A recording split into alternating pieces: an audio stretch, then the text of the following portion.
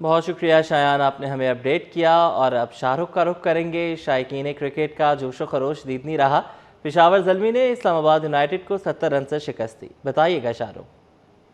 جی بالکل، دیکھیے اس وقت میں آپ کو رپورٹ کر رہا ہوں نیشنل اسٹیڈیم کے جو ہے وہ باہر سے، اور اس وقت آپ دیکھ سکتے ہیں کہ مختلف جو پارکنگ لاٹس تھی جہاں پہ شائقین کرکٹ نے پارکنگ اپنی گاڑیاں کھڑی کری تھی، اور میچ اب مکمل ہونے کے بعد سنسنی خیز جو ہے وہ مقابلہ رہا، اور اب تماشائی جو ہے وہ اپنے گھروں کو جو ہے وہ واپس جا رہا ہے۔ اس وقت آپ دیکھ سکتے ہیں کہ ٹریفک جو ہے وہ اسی طریقے سے ہے۔ میں اپنے کیمرہ مین سے میں ریکویسٹ کروں گا کہ وہ اگر دکھائیں تو اس اسٹیڈیم کی اس وقت جو ہے وہ لائٹس ابھی بھی جل رہی ہے، اور اب تھوڑی دیر کے بعد جو ہے وہ بند ہو جائیں گی، کیونکہ جو ہے وہ کام چل رہا ہے۔ اور اس وقت آپ دیکھ سکتے ہیں کہ اس وقت ٹریفک جو ہے وہ معمول سے زیادہ نظر آ رہا ہے، کیونکہ لوگ افراتفری کا عالم ہے، لوگ جو ہے وہ کیونکہ گاڑیاں مختلف جگہوں پہ کھڑی کری ہیں، اور اب جو ہے وہ میچ مکمل ہونے کے بعد اس وقت لوگ اپنے گھروں کو جا رہے ہیں، اور اس وقت میچ سے جو ہے وہ لطف اندوز ہونے کے بعد آپ اپنے گھروں کا رخ کر رہے ہیں۔ اور سیکیورٹی کے اگر بات کریں تو سخت ترین انتظامات کیے گئے تھے۔ 5000 سے زائد جو نفری تھی وہ جو ہے وہ تعینات تھی، مختلف عمارتوں پہ سنائپرز بھی تعینات ہیں۔ ناخوشگوار واقعے سے نپٹنے کے لیے جو نفری تھی وہ ہمہ وقت یہاں پہ جو ہے وہ تیار رہی، اور ابھی بھی جو ہے وہ جب تک گاڑیاں مکمل طور پہ شائقین کرکٹ اپنی گاڑیاں پارکنگ سے نہیں لے جاتے، جب تک جو ہے وہ جو نفری ہے پولیس کی وہ یہیں پہ رہے گی۔ جی، سرکاری اداروں میں دوہری ملازمتوں کا میگا اسکینڈل۔ سٹی 21 کی خبر پر بڑا ایکشن۔ بے نظیر بھٹو شہید یونیورسٹی کے پروفیسر شہزادہ خرم الوی اور لیکچرر یاسرہ اخوند ملازمت سے فارغ۔ مزید آزاد نہوڑیوں کی رپورٹ میں۔ کہ سرکاری اداروں میں دوہری ملازمتوں کا میگا اسکینڈل۔ بے نظیر بھٹو شہید یونیورسٹی لیاری کے 2 اساتذہ نوکری سے ہاتھ دھو بیٹھے۔ سٹی 21 کی خبر پر وزیر جامعات و بورڈ اسماعیل راہو نے نوٹس لے لیا۔ بے نظیر بھٹو شہید یونیورسٹی لیاری کے پروفیسر شہزادہ خرم الوی اور لیکچرر یاسرہ اخوند سے استعفے لے لیے۔ دوہری ملازمت رکھنے والی یاسرہ اخوند محکمہ اسکول تعلیم میں پرائمری ٹیچر تعینات تھیں۔ ڈاکٹر شہزادہ خرم الوی محکمہ کالج تعلیم میں لیکچرر کے عہدے پر تھے۔ دونوں افراد ڈبل تنخواہیں وصول کر رہے تھے۔ رجسٹرار بے نظیر بھٹو شہید یونیورسٹی نے وزیر جامعات کو خط ارسال کر کے آگاہ کر دیا کہ دونوں کو یونیورسٹی سے فارغ کر دیا گیا ہے۔ آزاد نوڑیو، سٹی 21۔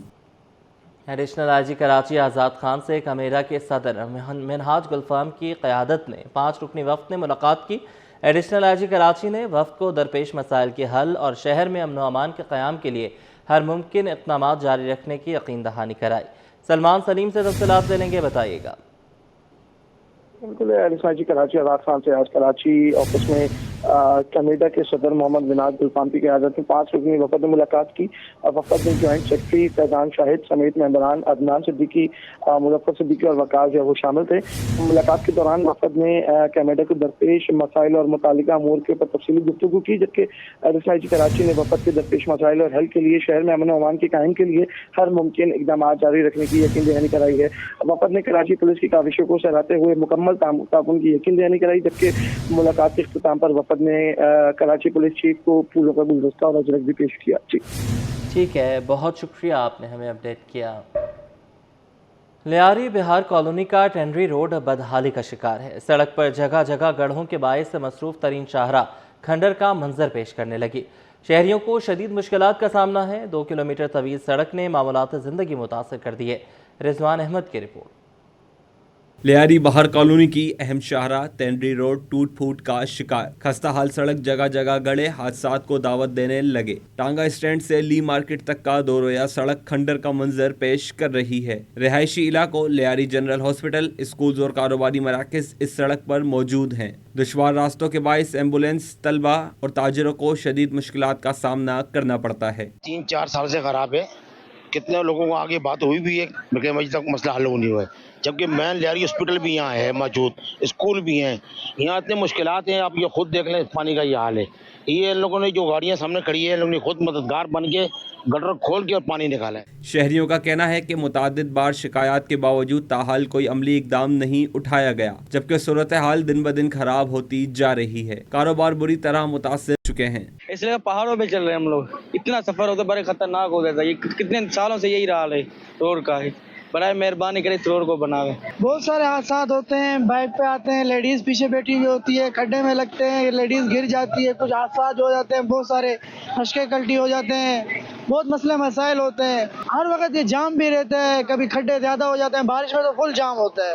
علاقہ مکینوں نے مطالبہ کیا کہ لیاری ٹرانسفارمیشن پلانٹ کے تحت اس اہم سڑک کی فوری تعمیر و مرمت کی جائے تاکہ شہریوں کو درپیش مشکلات کا ازالہ ہو سکے. کیمرامین سجاد رئیس کے ساتھ رضوان احمد, سٹی 21.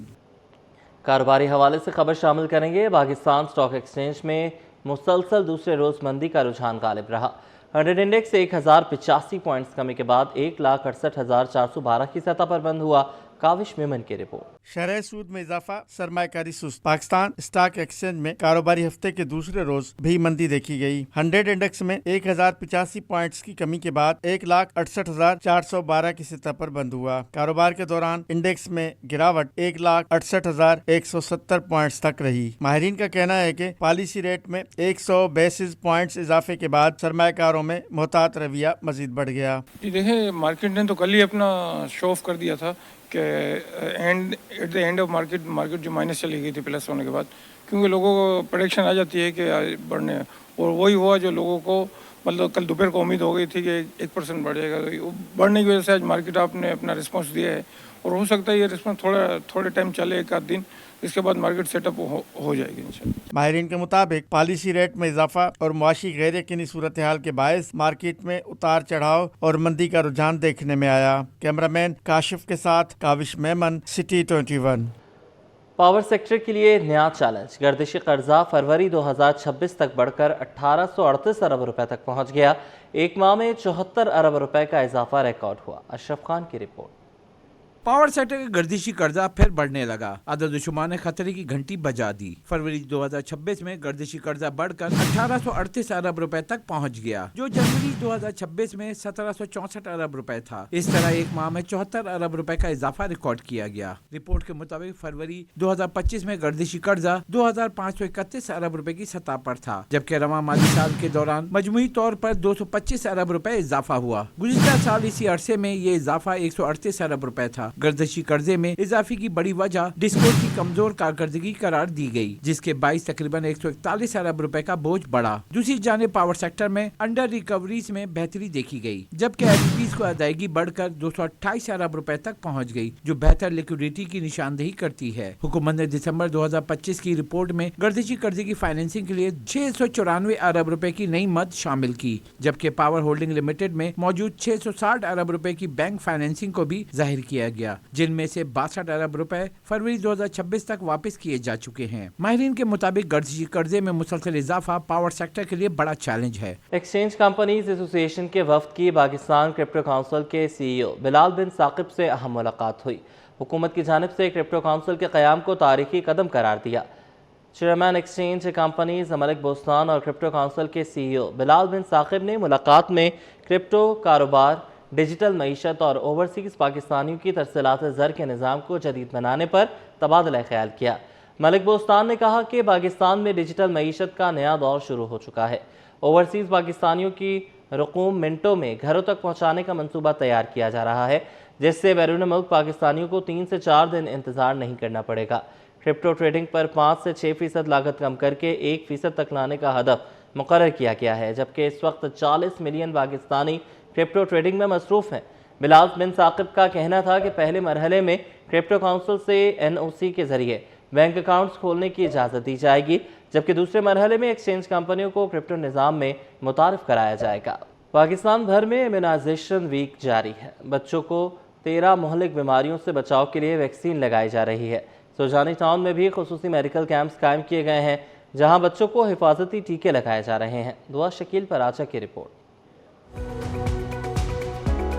ملک بھر میں عالمی ہفتہ برائے حفاظتی ٹیکہ جات جاری ہے. گھر گھر ویکسین فراہم کرنے کے لیے فرنٹ لائن ورکرز متحرک. پاکستان بھر میں امیونائزیشن ویک کے دوران خصوصی میڈیکل کیمپس قائم کیے گئے, جہاں بچوں کو حفاظتی ٹیکے لگائے جا رہے ہیں. سرجانی ٹاؤن بھی ویکسینیشن مہم جاری ہے, جہاں ٹیمیں بچوں کو حفاظتی ٹیکے لگانے میں مصروف ہیں. ٹاؤن سپروائزر شاہد روشن کا کہنا ہے کہ والدین کی لاپرواہی بچوں کی صحت کے لیے خطرناک ثابت ہو سکتی ہے, اس لیے ہر بچے کو بر وقت ویکسین لگوانا ضروری ہے. ہے۔ خسرہ کے مرض میں لاحق ہو جاتے ہیں اور خسرہ سے اموات بھی رپورٹ ہوئی ہیں، اس کے علاوہ خناق سے بھی اموات رپورٹ ہوئی ہیں، اس کے علاوہ دیگر جو بیماریاں ہیں یہ انتہائی مہلک بیماریاں ہیں اور ویکسین ہی واحد حل ہے، واحد ذریعہ ہے جو ان سے بچاؤ جس سے ممکن ہے۔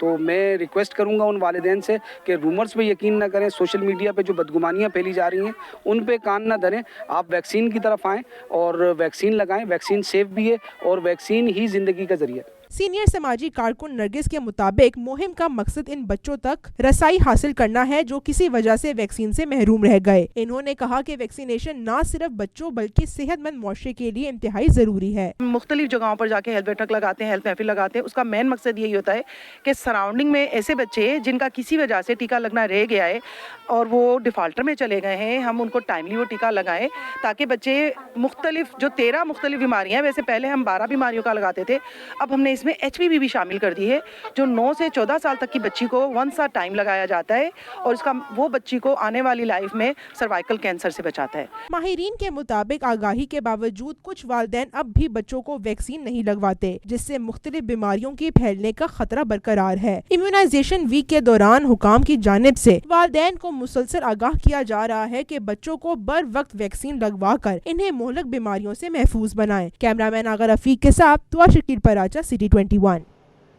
بوہرا کمیونٹی کے روحانی پیشوا کا سابق گورنر سندھ کامران خان چیسوری کو خط۔